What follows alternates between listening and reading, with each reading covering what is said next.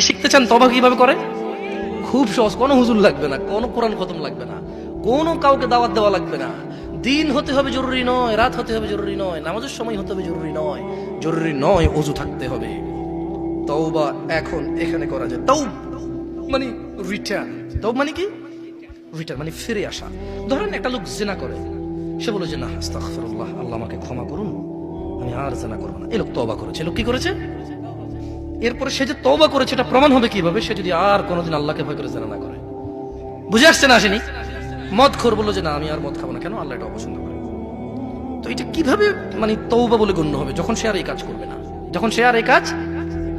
তো শোনো, তোমার রব তোমাকে বলছে ইল্লা মান তাব, তবে যে তওবা করে, ওয়া আমানা ওয়া আমিলা সলিহা, অপরাধ থেকে ফিরে এসে ভালো কাজ কর্ম করে, ফাউলাইকা ইউবাদদিরুল্লাহ, ইয়া আল্লাহ লা ইলাহা ইল্লা আনতা।